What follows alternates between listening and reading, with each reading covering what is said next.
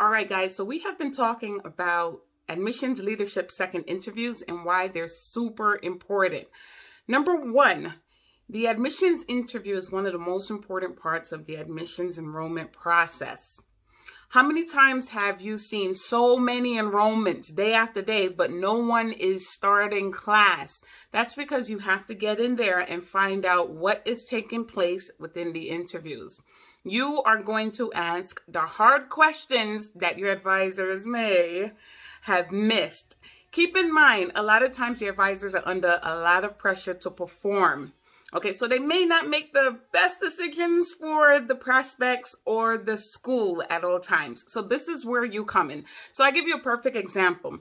Let's say, for instance, you're doing a second interview and you start asking the prospect about, how they felt about the interview. Are they excited? And then you start going through your line of questions.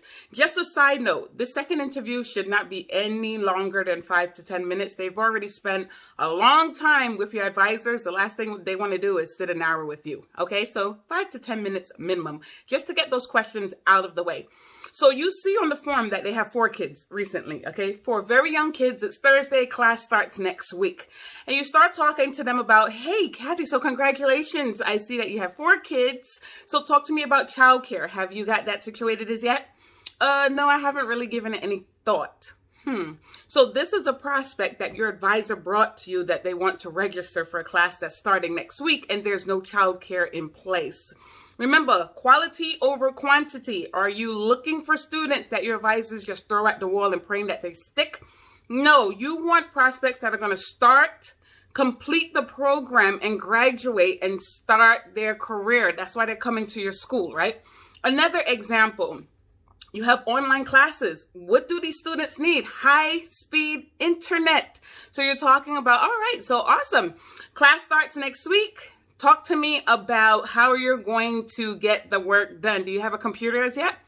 No, I don't have a computer. Okay, all right, no problem.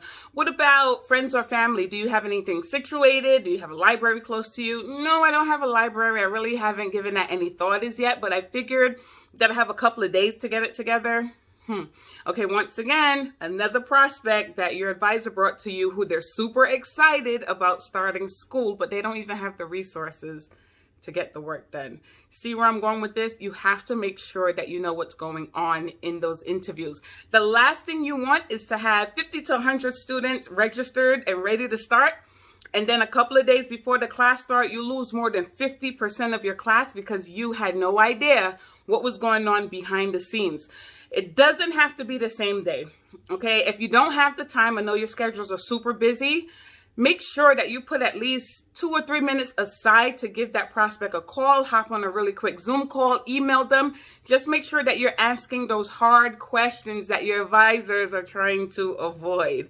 All right, you may have a student that starts class, but by the ending of the first week, what's going to happen? They're gone because they were never prepared to get started. So make sure that you are conducting those leadership second interviews. You will see a huge difference when it comes to your class start conversions. All right, get it done.